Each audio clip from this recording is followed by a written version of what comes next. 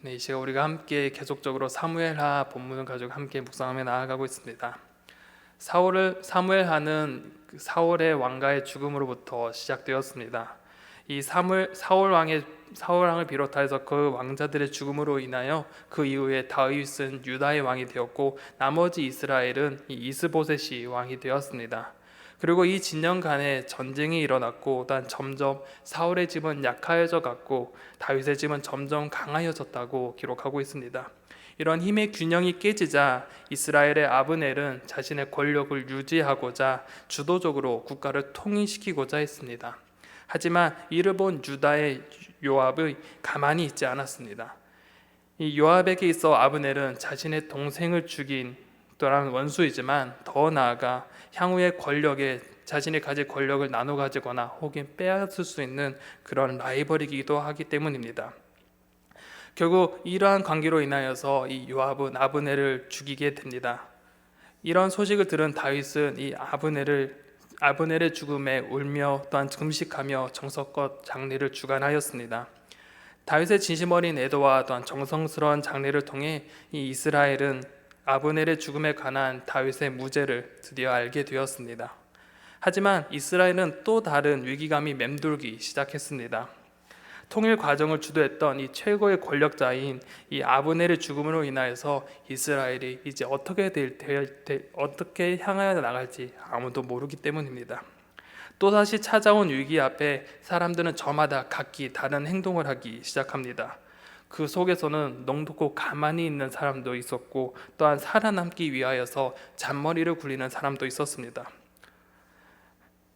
그 속에 인간의 불의 또한 무기력함이 있었고 또한 이러한 인간사 속에서 계속적으로 악한 것들이 일어나고 있지만 그럼에도 불구하고 또한 하나님의 말씀과 하나님의 나라가 이루어져 가고 있는 것을 오늘 본문은 이야기하고 있습니다.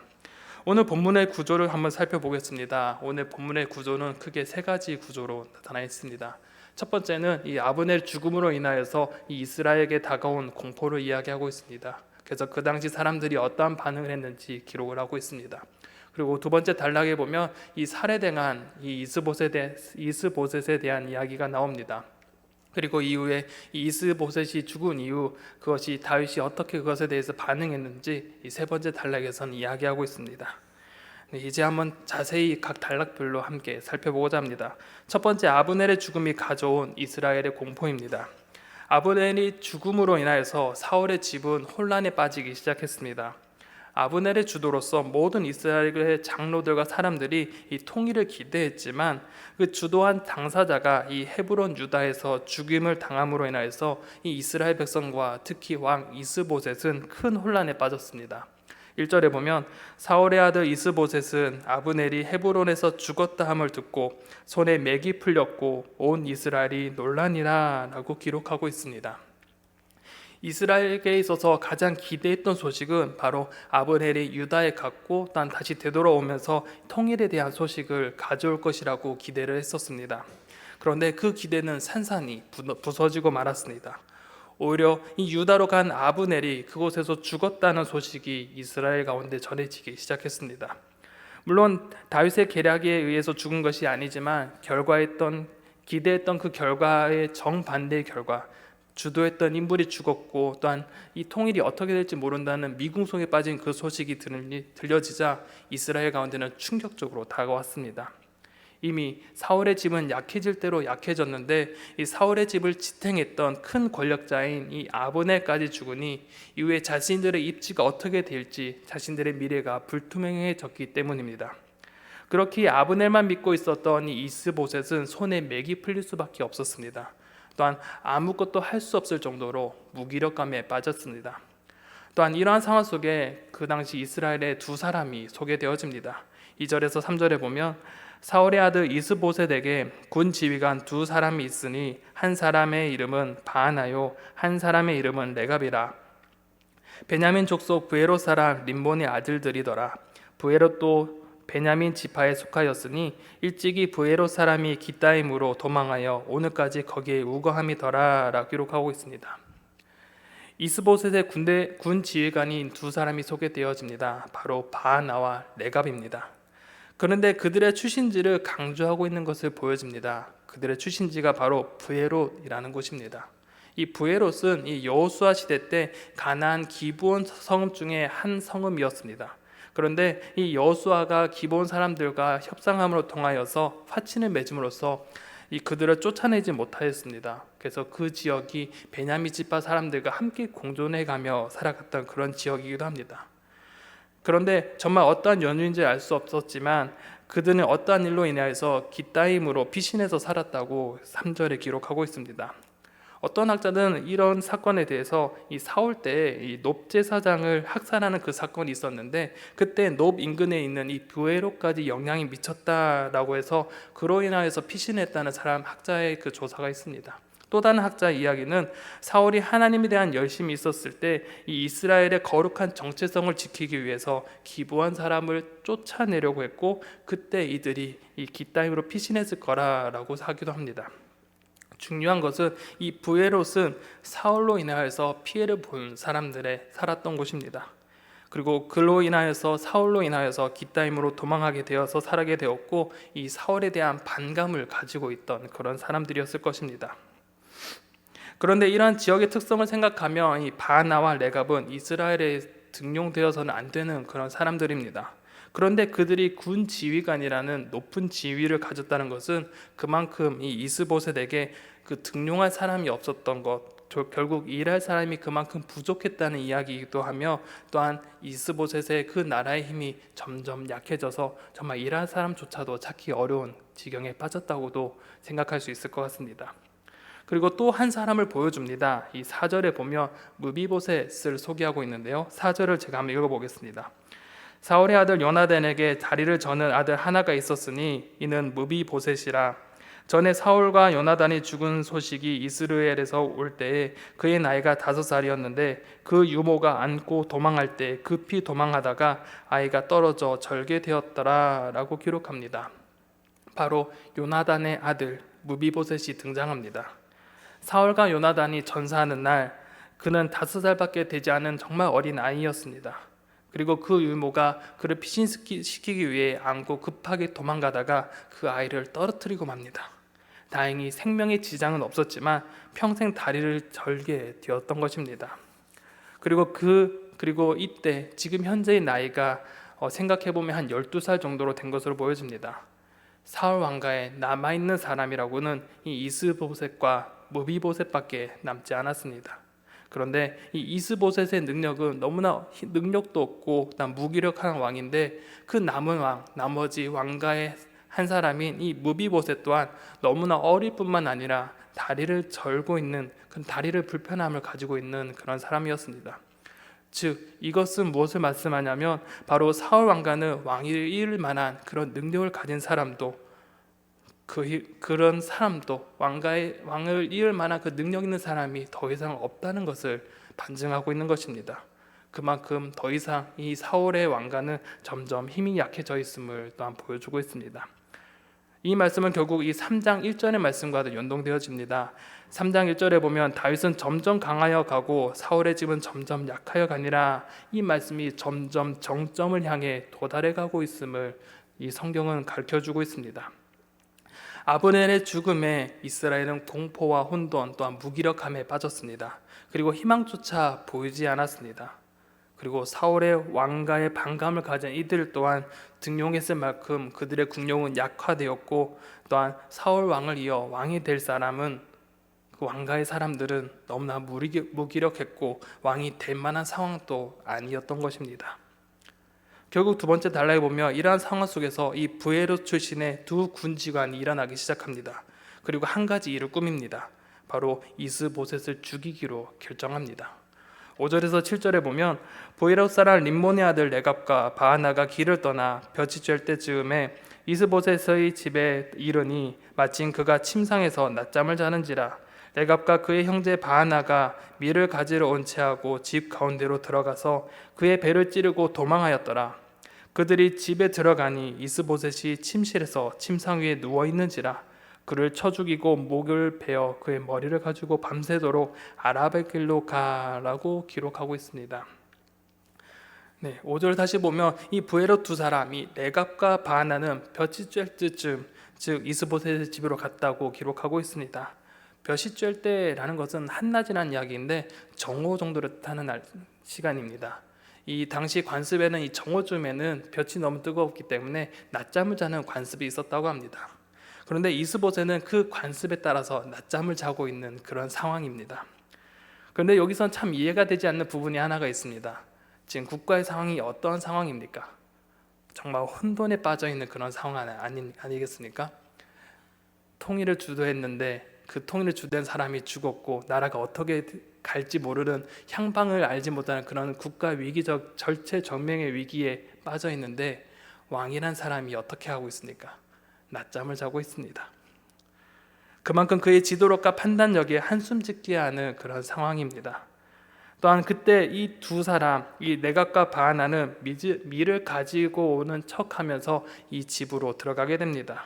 그때 그의 눈에 발견한 것이 바로 이 이스보셋이 침상에 누워 자고 있는 이 이스보셋을 발견하게 됩니다. 그리고 그 저항하지도 않고 무방비 상태에 있는 이 이스보셋을 찔러 죽입니다. 그리고 목을 베어 그 머리를 가지고 도망가기 시작합니다. 그래서 성경은 이 아라바 길로 도망갔다라고 하는데 결국 요단 계곡길로 계속적으로 도망갔다고 합니다. 그런데 그들이 도망한 것은 무작정 한 곳을 찍고 도망간 것이 아닙니다. 그들의 도착지는 바로 다윗이 있는 헤브론이었습니다. 그리고 그들은 이 이스보셋의 머리를 들고 다윗 앞으로 나아가서 말합니다. 8절에 보면 헤브론에 이르러 다윗 왕에게 이스보셋의 머리를 들이며 아뢰되 왕의 생명을 해하려 하던 원수 사울의 아들 이스보셋의 머리가 여기 있나이다. 여호와께서 오늘 우리 주 대신 왕의 원수를 사울과 그의 자손에게 갚으셨나이다 하니 라고 말합니다. 그들은 의기양양하여서 말합니다. 왕의 원수 이스보셋의 머리가 여기 있습니다 라고 자신들이 다윗의 원수인 이 이스보셋을 죽였다고 당당히 이야기합니다. 그리고 이어서 이야기합니다. 여호와께서 오늘 우리 주 대신 왕의 원수를 사울과 그의 자손에게 갚으셨나이다 라고 당당하게 말합니다. 이 두 사람은 어떤 생각으로 이 다윗에게 이렇게 당당하게 이야기를 했을까요? 이들은 이 이스보셋을 다윗의 원수로 먼저 규정을 했습니다. 그리고 그 원수를 죽였으니 자신들은 이 다윗의 원수를 죽인 의인이자 공로자이고 큰 공을 세운 사람이라고 생각을 했을 것입니다. 그런데 더 중요한 것은 이것을 행한 자신들은 바로 하나님의 뜻을 이룬 도구라고 생각을 했습니다. 하나님의 뜻을 이룬 사람이라고 생각했고 자신의 한 행동은 바로 하나님 뜻을 이룬 것이라고 여기고 있는 것입니다. 자, 이제 우리의 시선은 그 앞에 있는 다윗으로 향하게 됩니다. 다윗은 어떻게 응답하고 반응했을까요? 세 번째 단락입니다. 이 다윗은 원수의 목을 가져왔다는 말하는 이들을 향해서 자신이 어떻게 할 것인지 맹세하며 말합니다. 그 말을 끊지 않고 계속 읽어보겠습니다. 9절에서 11절입니다. 다윗이 부에롯 사람 림몬의 아들 레갑과 그의 형제 바하나에게 대답하여 그들에게 이르되 내 생명을 여러 환난 가운데서 건지신 여호와께서 살아 계심을 두고 맹세하노니 전에 사람이 내게 알리기를 보라 사울이 죽었다 하며 그가 좋은 소식을 전하는 줄로 생각하였어도 내가 그를 잡아 시글락에서 죽여서 그것을 그 소식을 전한 가품으로 삼았거든.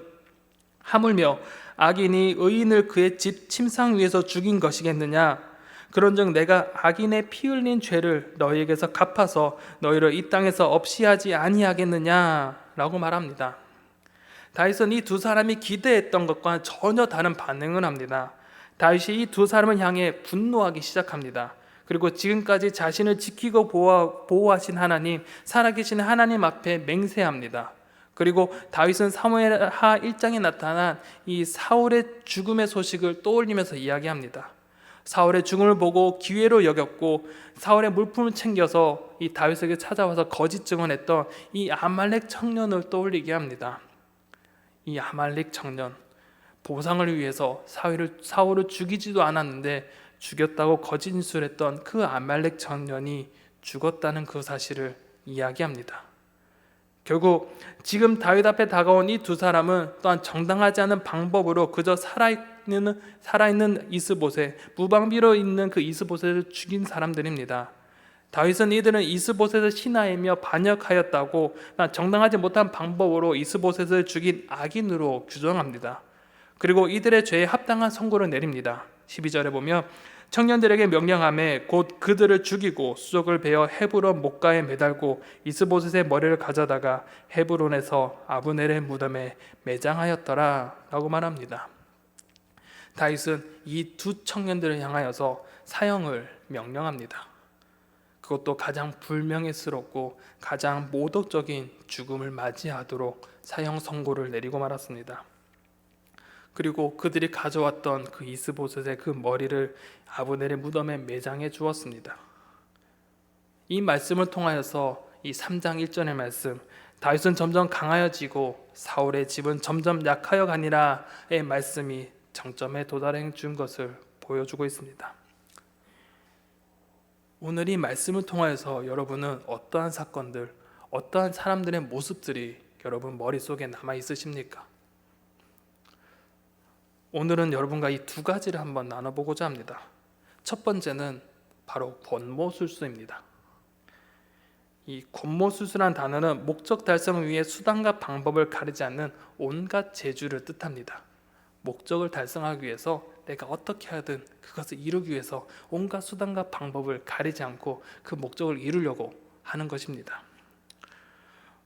이번 한 주간 계속적으로 사무엘 하나님을 묵상하면서 이 단어가 머리에서 떠나지 않았습니다. 권모술수, 목적을 위해 자신의 수단과 방법을 가리지 않는 그런 술책과 재주, 이 단어가 머릿속에 떠나지 않았습니다. 죽은 아브넬이 그랬었고 또 이를 죽인 요압도 그랬습니다. 그리고 오늘 함께 읽었던 이 본문에서도 이 부에롯의 두 청년도 이 권모술수를 사용합니다. 자신의 권력을 지키기 위해서 혹은 자신의 안위를 위해서 또한 자신의 그 이익을 위해서 수단과 방법을 가리지 않았던 그들의 모습을 볼 수 있습니다. 그 목적을 이룰 수 있다면, 나의 안위를 위해서라면, 내가 그것을 가질 수만 있다면 과정은 상관없었습니다. 불의한 방법으로 사람을 죽였습니다. 그런데 더 중요한 것은 이 권모술수를 어떻게 포장하느냐, 바로 하나님의 뜻을 이루는 것으로 포장하고 맙니다. 아브넬도 자신의 권력을 지키기 위해서 하나님의 나라와 뜻을 이룬다는 명분으로 포장하여서 장로들을 설득을 했습니다. 그리고 오늘 나타난 이 부에롯의 두 청년 또한 자신이 살아남고자 혹은 자신이 가지고 있는 사울 가문에 대한 그 반감, 그 복수로 인하여서 이스보셋을 죽이고 이렇게 말합니다. 여호와께서 오늘 우리 주 대신 왕의 원수를 사울과 그의 자손에게 갚으셨나이다 라고 말합니다. 자신의 목적을 이루고자 자신이 하고자 한 일을 하나님의 이름으로, 하나님의 뜻과 나라로 포장하고 말았습니다. 비록 그 결과가 하나님 뜻을 이룬 것이라 말할 수 있을지는 몰라도 그 과정과 방법은 하나님의 뜻이 아니었습니다. 그저 권모술수일 뿐이었습니다. 우리를 한번 되돌아봅시다. 우리의 모습은 어떠합니까?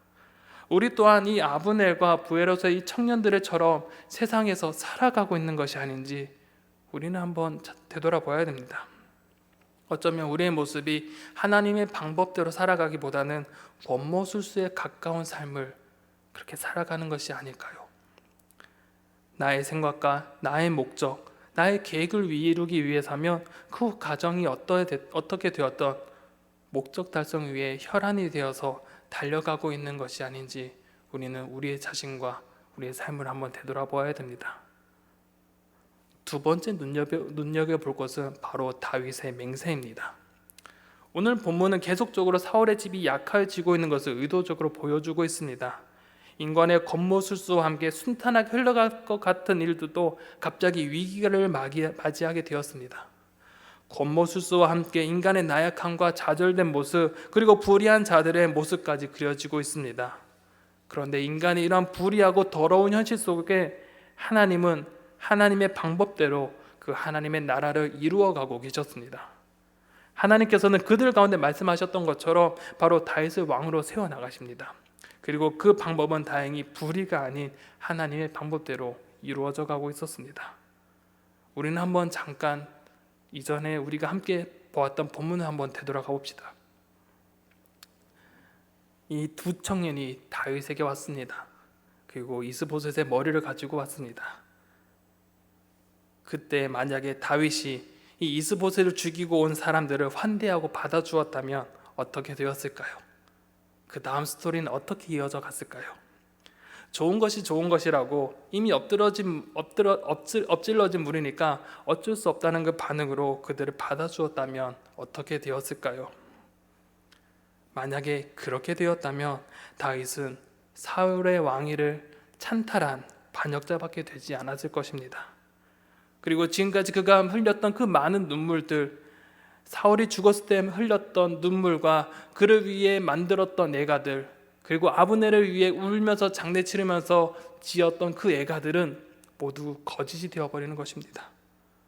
사울과 요나단을 위한 애가, 아브넬의 죽음을 위해 불렀던 그 애가는 거짓이 되어버리고 한순간에 다윗은 배신자가 되고 왕이 찬탈자로 되어졌을 것입니다. 모든 것이 거짓이 되어버리고 모든 것이 부정해져 버린 것입니다. 그런데 다윗은 다행히 이렇게 하지 않았습니다. 그는 분명히 뛰어난 정치가이고 약점이 많은 사람이지만 그가 붙잡고 있는 것 이 한 가지가 있었기 때문에 그 유혹을 떨쳐버릴 수 있었습니다. 바로 그것이 그의 맹세 가운데 나타납니다. 그의 맹세가 무엇이냐? 내 생명을 여러 환난 가운데서 건지신 여호와께서 살아 계심을 두고 맹세하노니, 이 말에서 이 다윗은 분명히 그가 가지고 있고 알고 있었던 것들을 나타내고 있습니다. 나를 환난 가운데서 건져주신 분이 바로 하나님이신 것을 그는 분명히 알고 있었습니다. 내 앞에 많은 역경이 찾아오고 순탄치 않은 내 인생의 가운데서 하나님은 분명 계신다. 하나님 나를 건져주시는 분이다. 하나님 나를 지키시는 분이다. 이것을 분명히 알고 있었던 것입니다. 하나님께서는 내 삶의 주인이시며 하나님께서 분명히 내 삶을 이끌어 가신다는 그 믿음이 위험한 순간, 이 권모술수의 유혹이 다가올 때 단호히 거절할 수 있는 용기를 허락해 주었습니다. 이러한 믿음이 우리를 하나님 나라의 백성답게 살아가게 합니다. 이러한 믿음이 결국에는 다윗을 통하여서 하나님의 나라와 뜻을 이루어가게 되었습니다. 사랑하는 성도 여러분, 우리는 이 다윗과 같은 이러한 믿음의 고백을 가지고 계십니까? 우린 하나님 나라 백성으로서 이 하나님을 우리의 삶의 주인으로 모시며 우리를 다스리는 왕이라고 고백하며 살아갑니다. 그런데 우리는 어쩌면 이러한 믿음을 가지고 살아가는 것이 힘들고 어려울 때가 참으로 많이 있습니다. 특히 어려운 위기 가운데 하나님 나라 백성으로서 하나님께 모든 것을 맡기고 그 의를 이루어가는 그런 과정보다는 권모술수의 모습을 보이는 것이 솔직한 저의 모습이자 우리 여러분들의 모습이기도 합니다. 오히려 권모술수로 살아가는 것이 이 땅의 정도처럼 보입니다. 오히려 이 땅을 살아가는 지혜로운 사람처럼 보입니다. 세상은 과정보다는 결과를 중시 여길 때가 너무나 많고, 그래서 그 과정은 무시된 채 결과에 혈안이 될 때가 참으로 많이 있습니다. 그런데 하나님 나라 백성의 삶은 그렇지 않습니다. 우리의 삶의 여정과 과정이 정직해야 되고 의로워야 합니다. 하나님 방법대로 살아가야 합니다. 그런데 사실 어렵습니다. 이 땅을 정직하게 살아가며 바보 취급받는 것이 우리의 현실입니다.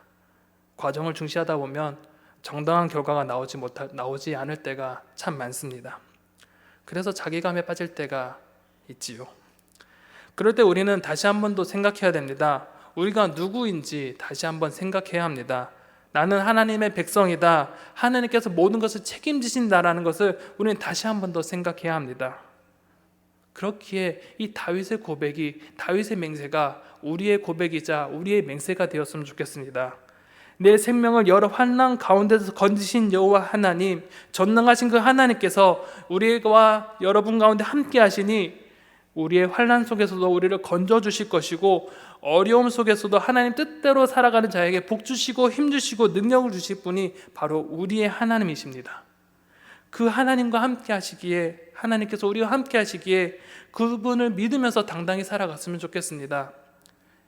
세상이 겉모술수로 가득 찬다 할지라도 우리는 하나님 백성이기 때문에 겉모술수가 아닌 하나님의 방법대로 살아갔으면 좋겠습니다. 세상이 바보라면 어떻습니까? 우리는 누구입니까? 우리가 누구인 것을 알 때 세상이 아무리 욕해도 우리는 버틸 수 있고 살아갈 수 있고 하나님 백성으로서 살아갈 수 있는 것입니다. 우리의 정체성이 무엇인지 늘 기억하면서 세상을 향하여서 하나님 말씀대로 살아가는 여러분의 삶들이 되길 간절히 소망합니다.